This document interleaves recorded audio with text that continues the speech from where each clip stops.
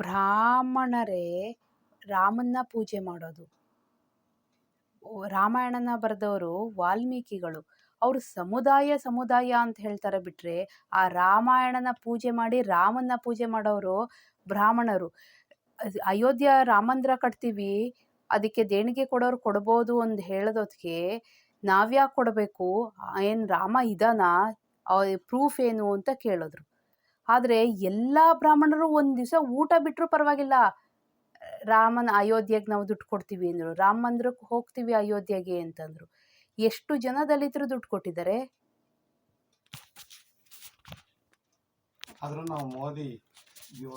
ಆದರೂ ನಾವು ಎಲ್ಲೂ ಸಂಬಂಧ ಈ ದೇಶದಲ್ಲಿ ಕಾನೂನು ಬಂದಾಗಿಂದ ಯಾವಾಗಲೂ ಯಾರೋ ಮಾಡಿದ ತಪ್ಪಿಗೆ, ಯಾರೋ ಮಾಡಿದ್ರೋ ತಪ್ಪು ಇಲ್ವೋ ಅದು ಗೊತ್ತಿಲ್ಲ, ಆದರೂ ಕೂಡ ಬ್ರಾಹ್ಮಣರು ನಮಗೆ ಅನ್ಯಾಯ ಮಾಡಿದ್ರು. ಬ್ರಾಹ್ಮಣರನ್ನು ಈಗ 75 ವರ್ಷದಿಂದ ಬ್ರಾಹ್ಮಣರಿಗೆ ಇವರು ಅನ್ಯಾಯ ಮಾಡಿಲ್ವಾ?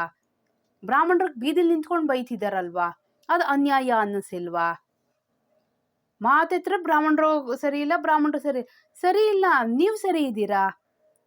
ನೀವು ಬೈತಾ ಇಲ್ವಾ? ಹಾಗಾದ್ರೆ ಎಷ್ಟು ಪೀಳಿಗೆ ನಾವು ಬೈಸ್ಕೋಬೇಕು? ಎಷ್ಟು ಪೀಳಿಗೆ ಬ್ರಾಹ್ಮಣರು ಬೈಸ್ಕೋಬೇಕು? ಇಂದಿರಾ ಗಾಂಧಿ ಉಳುವವನಿಗೆ ಹೊಲ ತಂದಿದ್ದು ಅವ್ರೇನ್ ನೋಡಿದ್ರ? ಎಷ್ಟು ದೇವಸ್ಥಾನದ ದುಡ್ಡು ಜಮೀನುಗಳು ಹೋಯ್ತು, ಎಷ್ಟು ದೇವಸ್ಥಾನದ ಜಮೀನು, ಎಷ್ಟು ಬ್ರಾಹ್ಮಣರ ಮನೆ ಬೀದಿಗೆ ಬಿತ್ತು.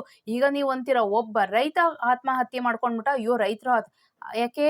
ಅವಾಗ ಬ್ರಾಹ್ಮಣರು ಜಮೀನು ದೇವಸ್ಥಾನ ನಮ್ ಬದುಕ್ತಿದ್ರಲ್ಲ, ಅವ್ರದ್ದೆಲ್ಲ ಕಿತ್ಕೊಂಡಾಗ ಯಾರಿಗೂ ಅನ್ನಿಸ್ಲೇ ಇಲ್ವಾ?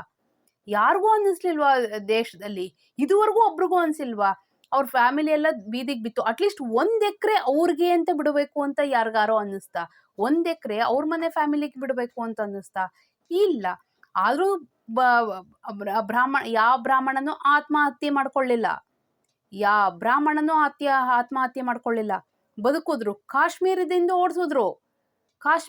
ಓಡಿಸಿದ್ರು, ಹುಟ್ಟು ಬಟ್ಟೆಲಿ ಓಡಿಸಿದ್ರು. ಬ್ರಾಹ್ಮಣನೂ ಆತ್ಮಹತ್ಯೆ ಮಾಡ್ಕೊಳ್ಳಿಲ್ಲ, ಬದುಕಿದ್ರು. ಆ ಬದುಕಿದ್ದು ನೋಡಿ ನಿಮ್ಗೆ ಹೊಟ್ಟೆ ಕಿಚ್ಚ. ನಿಮ್ಗೂ 75 ವರ್ಷ ರಿಸರ್ವೇಶನ್ ಕೊಟ್ರಲ್ಲ, 75 ವರ್ಷ ರಿಸರ್ವೇಶನ್, ಎಷ್ಟು ಜನ ಬದುಕಿದ್ರಿ? ಇನ್ನು ನಿಮ್ 40% ಅಲ್ಲೇ ಬೇಕು, ಆದ್ರೂ -40% ಬೇಕು ಅಂತ ಕೇಳ್ತಿರಲ್ಲ. ಇನ್ನೇನ್ ಹೇಳಬೇಕು?